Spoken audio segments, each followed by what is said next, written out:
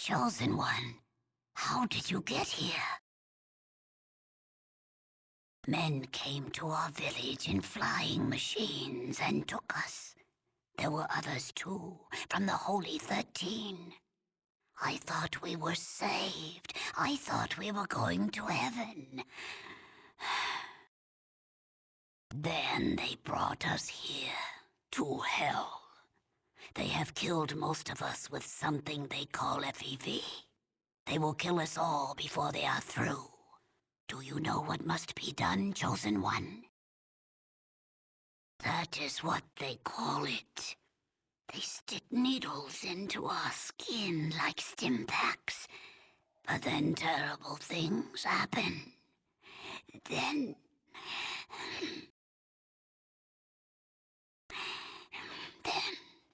the skin bubbles like maggots beneath it.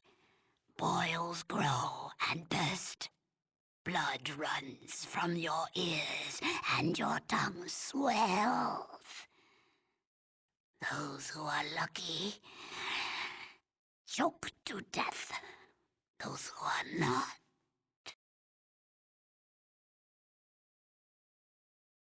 You must destroy the machine and kill the devils in this place. We will meet you outside. And Chosen One, if you have not found the Gek, seek it here. Our freedom is nothing if we cannot save our village. Now go. Why are you here?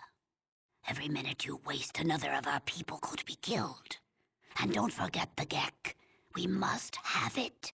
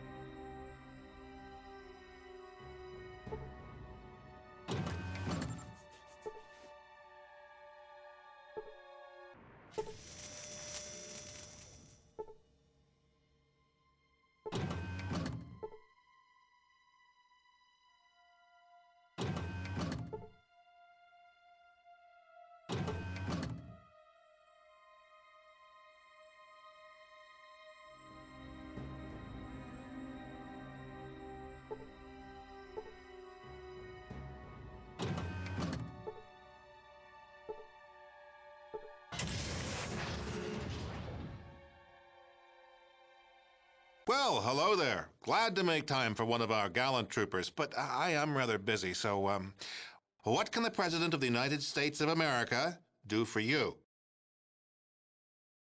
I am the President of the United States of America. The Vice President is in the office outside.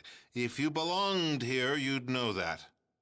Who are you, and what are you doing here?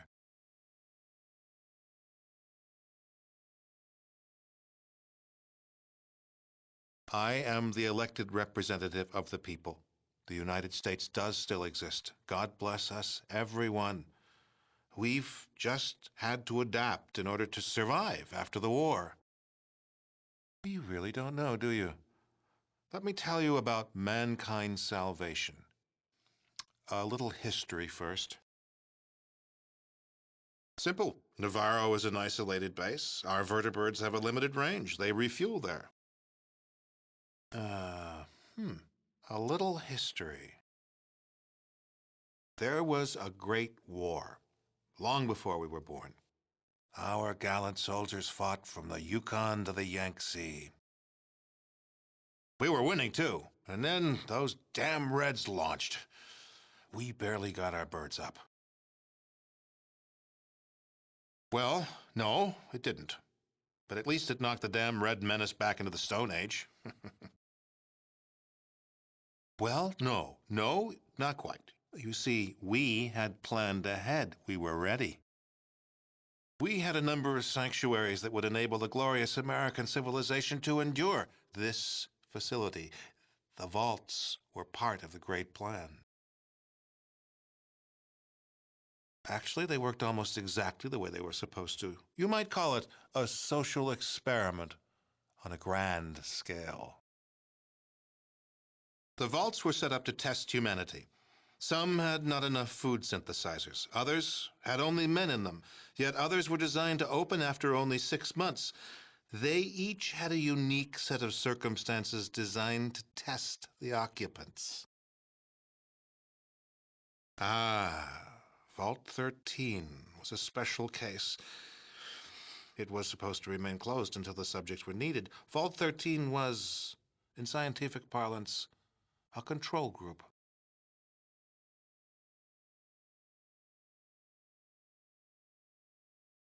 An unfortunate and unforeseen accident. However, as it turns out, a rather fortuitous one.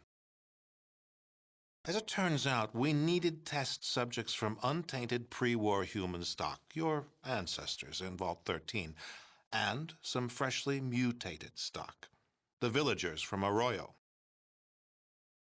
For the project, it's almost ready. Humanity's salvation is almost at hand, and the United States of America will be the progenitor of that rebirth. The only way for true humans and democracy to be safe is to cleanse the mutants from the globe. We humans will take back that which is rightfully ours. We found a research facility in operational shape about 70 years ago, a former military base that had been used to research a special virus. Yes, the FEV virus. It was originally developed to turn soldiers into super warriors, but it failed. The warriors were tough and strong, but far too stupid. However, our brilliant chemical corps altered it to turn it into a staggeringly effective killer. Any humanoid that isn't inoculated against its effects before its release will die. That is the project.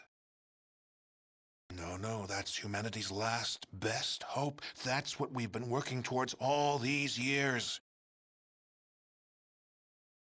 Oh, but that's one of the advantages of the FEV virus.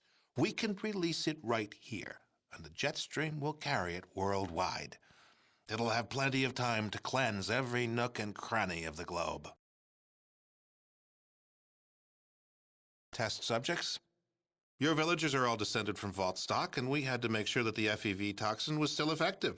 The subjects from Vault 13 test that, and an inoculation against the FEV. It's hardly necessary. I'm sure we could, and it would work, but there's no reason to do so. Never. Part of the president's job is to make the tough decisions. A lot of near-humans will sacrifice their lives for the return of humanity. Humans will prevail.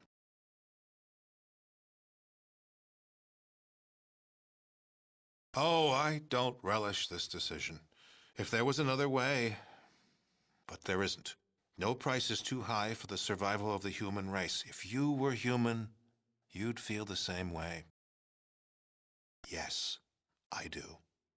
Even killing me won't help you. There's nothing you can do to stop the release.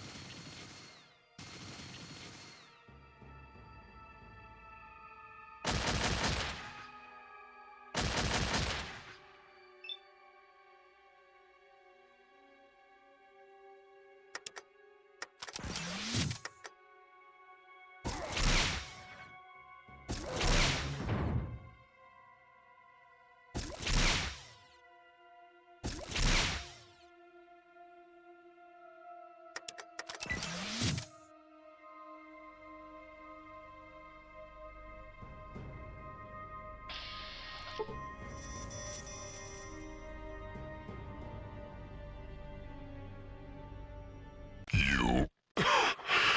You haven't won here. You and your muty bastard friends are gonna join me in a big ol' mushroom cloud send-off. I just triggered the self-destruct. The work will go on. You didn't do nothing here except seal your own death warrants. Duty. Honor. Courage. Semper Fi.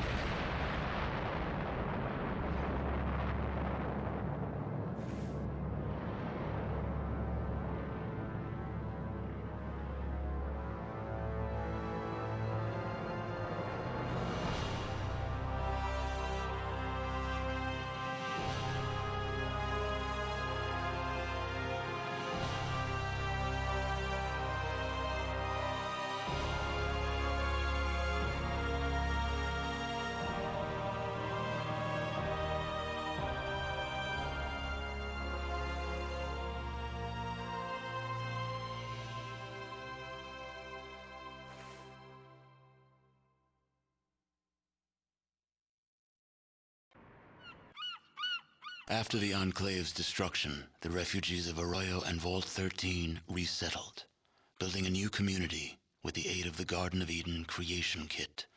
Finding themselves hundreds of miles from their vault, the members of Vault 13 chose to join the villagers in establishing a new community, and their technical expertise, combined with the villagers' survival skills, allowed the new settlement to grow and prosper. 2 generations of the same bloodline were reunited, and their savior, the Chosen One, became elder, presiding over the village in the years to come. Relations between the Slags and the residents of Modoc flourished.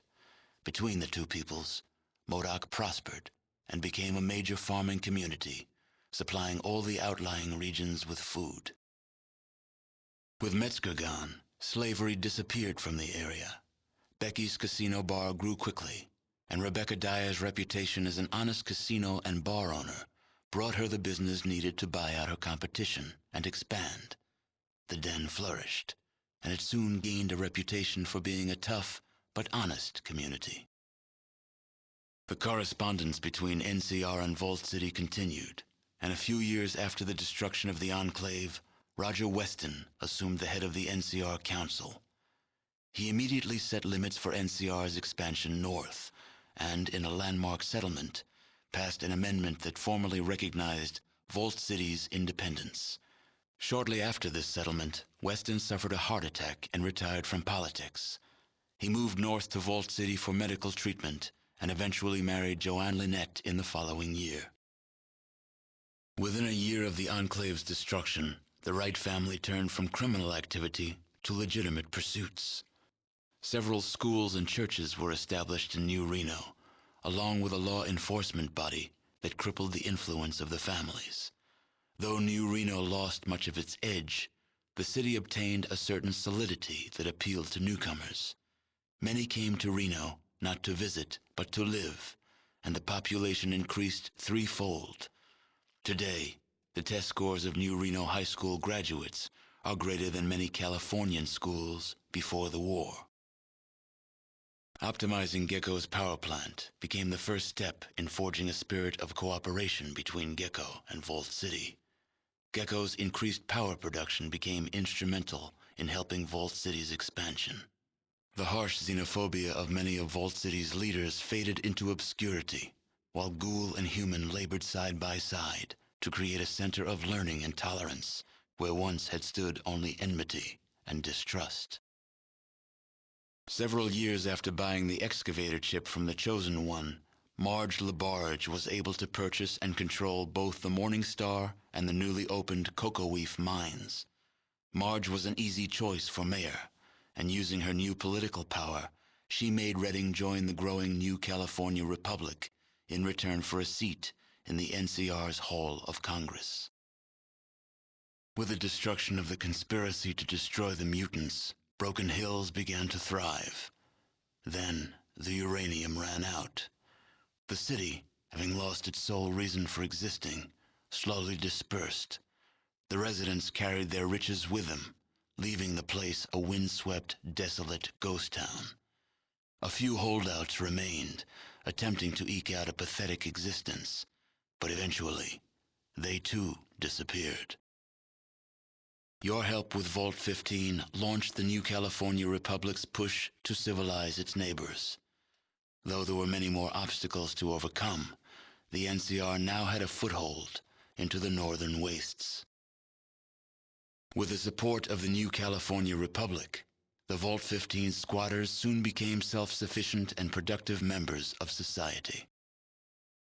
By eliminating the death clause of Vault 13, you banished yet another species of the realms of extinction, proving once again that genocide is a viable solution to any problem. The Shi flourished, creating a botanical scourge on the radiation surrounding their beloved town. Though this vine could not grow in other soils, the Shi took care to nourish it in their lands. They continued to grow in strength and prominence, forming the basis of a new empire. The scientists ensured a safe and speedy launch of the Quetzal. Unfortunately, they didn't account for having recycled air aboard their ship, and they perished in orbit. As for the tanker vagrants, well, as vagrants do, they drifted on.